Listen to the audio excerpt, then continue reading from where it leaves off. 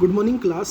आज हम friend function और फ्रेंड क्लासेस के बारे में डिस्कस करेंगे। जैसे हमें पता है कि data hiding one of the fundamental concept है ऑब्जेक्ट ओरिएंटेड प्रोग्रामिंग का। डाटा हाइडिंग की मदद से हम क्या करते हैं, क्लास के जो प्राइवेट मेंबर्स हैं उनको प्रिवेंट करते हैं ताकि कोई भी क्लास के बाहर का मेंबर उनको एक्सेस ना कर पाए।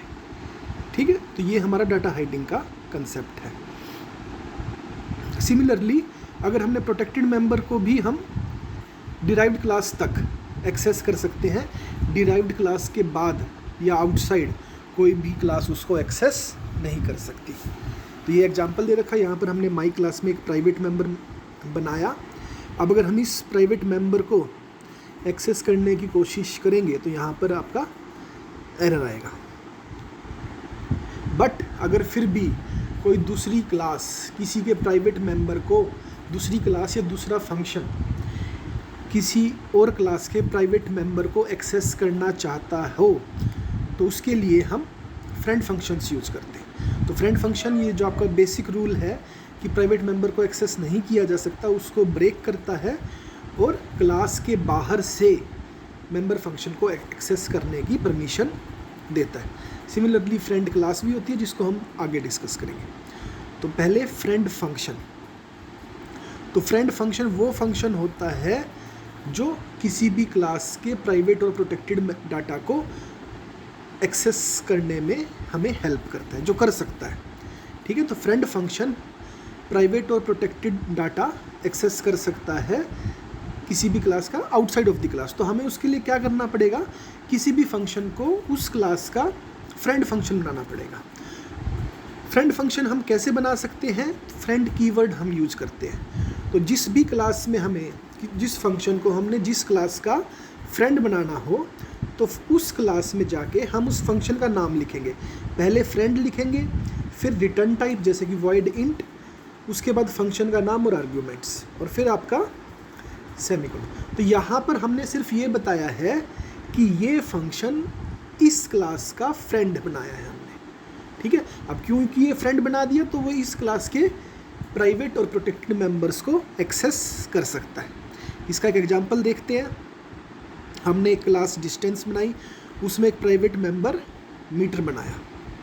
ठीक है, अब वहीं पर हमने ऐड 5 डिक्लेरेशन करी कि एक ऐड 5 एक फंक्शन होगा जो फ्रेंड होगा।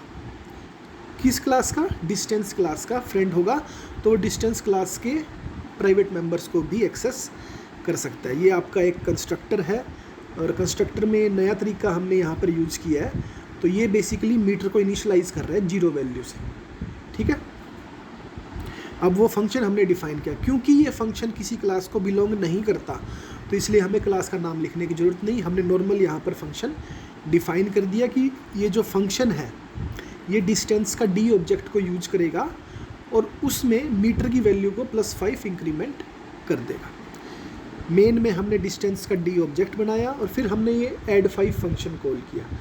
तो क्योंकि ऐड 5 डिस्टेंस क्लास का फ्रेंड फंक्शन है तो इसलिए वो प्राइवेट मेंबर मीटर को एक्सेस कर सकता है। अगर वो फ्रेंड फंक्शन नहीं होता तो यहाँ पर आपका एरर आता। ठीक है, दूसरा एक और एग्जांपल देख लेते हैं। इसमें हमने 2 डिफरेंट क्लासेस के मेंबर्स को ऐड करेंगे हम। तो यहाँ पर हमने पहले 2 क्लासेस बनाएंगे हम, क्लास ए और क्लास बी। बट क्योंकि हम क्लास ए में क्लास बी को यूज करेंगे तो इसलिए हमने पहले कंपाइलर को बता दिया कि हमारे प्रोग्राम में क्लास बी भी होगी। ठीक है, अब कोई क्लास तो हमें पहले डिक्लेयर करनी पड़ेगी। दोनों क्लासों में दूसरी क्लास का रेफरेंस है। क्लास ए में क्लास बी को यूज किया हुआ है हमने और क्लास बी में क्लास ए को। तो उसके लिए हमें कंपाइलर को पहले बताना पड़ेगा कि हमने एक और क्लास बी बनाई है। उसके बाद हम क्लास ए को डिफ़ाइन करेंगे।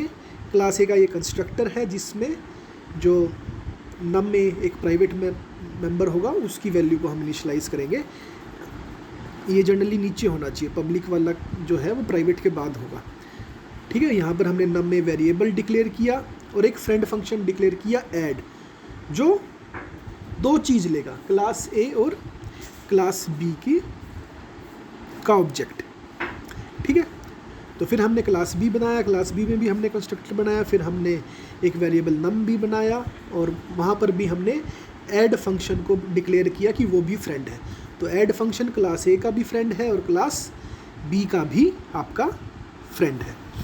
फिर हमने ऐड फंक्शन को डिफाइन कर दिया। ऐड फंक्शन में दो आर्ग्यूमेंट्स हैं, क्लास ए का ऑब्जेक्ट ए, क्लास बी का ऑब्जेक्ट बी, और हम क्या करेंगे, ऑब्जेक्ट ए के नम ए को ऐड कर देंगे ऑब्जेक्ट बी के नम बी से, दोनों को ऐड करेंगे और रिटर्न करेंगे। ठीक है, तो यहाँ पर हमने दो ऑब्जेक्ट बनाए, ऑब्जेक्ट ए ऑब्जेक्ट बी, और इन दोनों को फंक्शन कॉल कर दिया। ठीक है, तो फ्रेंड फंक्शन की मदद से हमको दो क्लासों के मेंबर्स को हमने ऐड करना हो तो वो चीज़ भी कर सकते हैं, और कोई ऐसा फंक्शन भी डिफाइन कर सकते हैं जो किसी और क्लास के प्राइवेट मेंबर्स को एक्सेस कर पाए। ठीक है, तो ये था आपका फ्रेंड फंक्शन के बारे में।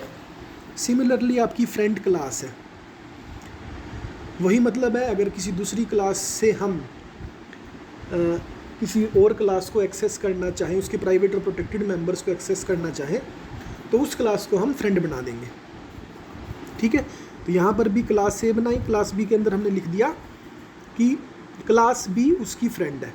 ठीक है, तो क्योंकि क्लास बी क्लास ए की फ्रेंड है तो क्लास बी तो क्लास ए के मेंबर्स को एक्सेस कर सकती है, बट अगर हम चाहते हैं क्लास ए भी क्लास बी के मेंबर्स को एक्सेस कर पाए तो हमें यहाँ पर भी फ्रेंड बनाना पड़ेगा। अगर हम यहाँ पे क्लास ए को फ्रेंड नहीं बनाते तो that means class B class A को के मेंबर्स को एक्सेस कर सकती है, but class A class B के मेंबर्स को एक्सेस नहीं कर पाएगी।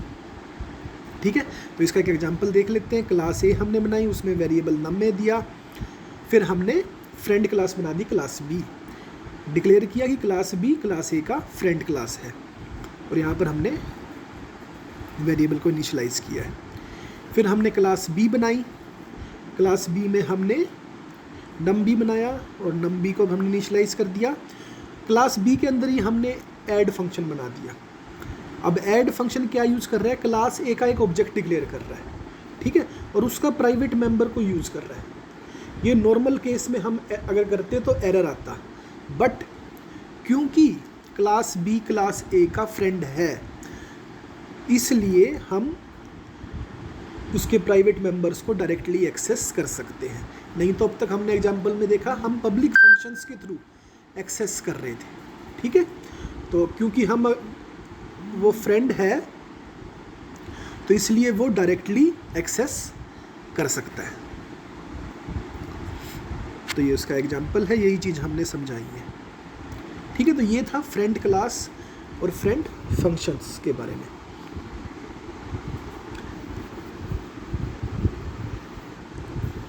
उसके बाद एक और टाइप के फंक्शंस होते हैं इनलाइन फंक्शंस। ठीक है, कुछ किसी भी फंक्शन को हम C++ में इनलाइन डिक्लेयर कर सकते हैं। इनलाइन बेसिकली यहाँ पर एक कीवर्ड है। अगर किसी फंक्शन को हम इनलाइन बनाते हैं तो उसका मतलब क्या होगा कि कंपाइलर जब भी प्रोग्राम को कंपाइल करेगा तो बजाय कि हम फंक्शन कॉलिंग से फंक्शन डेफिनेशन में जाएं, वो फंक्शन कॉल को रिप्लेस कर देगा फंक्शन की बॉडी से। ठीक है, तो बार बार हम फंक्शन को ट्रांसफ़र करें कंट्रोल, उसकी बजाय हम फंक्शन के कोड को ही कोड के अंदर इनकॉर्पोरेट कर देंगे। इसको एग्जांपल से देखेंगे तब समझ में आएगा। किसी भी फंक्शन को इनलाइन बनाना तो उसके आगे इनलाइन फंक्शन लिख देंगे, जैसे यहाँ पर इनलाइन लिख दिया, बाकी सब सेम रहता है। ठीक है, अब इसका एक एग्जांपल देखते हैं। हमने एक डिस्प्ले नम ऑब्जेक्ट बनाया, डिस्प्ले नम फंक्शन बनाया और उसको हमने इनलाइन बना दिया, और वो चीज़ क्या कर रही है, सिर्फ नम को प्रिंट कर रही है। अब हमने ये फंक्शन 3 बार यूज किया। ठीक है, नॉर्मल केस में अगर ये इनलाइन नहीं होता तो जब ये फंक्शन कॉल होता तो हमारा कंट्रोल यहाँ पर ट्रांसफ़र होता, ये लाइन एग्जीक्यूट होती, फिर दोबारा से कंट्रोल यहाँ पर ट्रांसफ़र होता। ठीक है, इस चीज़ को अवॉइड, मतलब यहाँ पर आता, फिर इसके लिए दोबारा से कॉलिंग होती, यहाँ पर दोबारा जाते, फिर ये चीज़ एग्जीक्यूट होती, फिर दोबारा वापस आते, फिर तीसरे के लिए।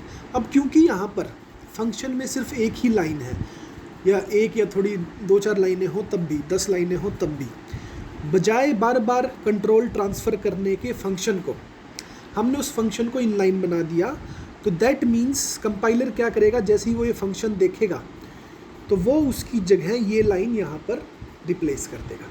तो ये हम ये देखते हैं, जैसे हमारा ये फंक्शन हमने बनाया था, ठीक है। तो ये फंक्शन बनाया और फंक्शन कॉलिंग हो रही है। तो जैसे ही फंक्शन कॉल हुई, क्योंकि ये इनलाइन फंक्शन है, इसकी जगह क्या आ जाएगा, इसका कोड आ जाएगा। तो यहाँ पर जैसे हमारा कंपाइलेशन के बाद प्रोग्राम ऐसा हो जाएगा, ठीक है। जहाँ जहाँ पर डिस्प्ले था उसकी जगह उसकी स्टेटमेंट आ गई, ठीक है। तो अब बार बार हमारा प्रोग्राम मेन फंक्शन से किसी और फंक्शन में ट्रैवल नहीं करेगा। इससे हमारा कंपाइलेशन टाइम काफ़ी ज़्यादा, रनिंग टाइम काफ़ी ज़्यादा बचता है, ठीक है। तो ये जनरली टेक्निक यूज की जाती है जहाँ पर फंक्शन स्मॉल हो। अगर फंक्शन स्मॉल हो तो बार बार उसको ट्रांसफ़र ना करने की बजाय हम उसको इनलाइन बना देते हैं, तो कंपाइलर ऑटोमेटिकली उसकी कोड को यहाँ पर रिप्लेस कर देगा, ठीक है। तो ये इनलाइन फंक्शंस के बारे में आपका था। Thank you class.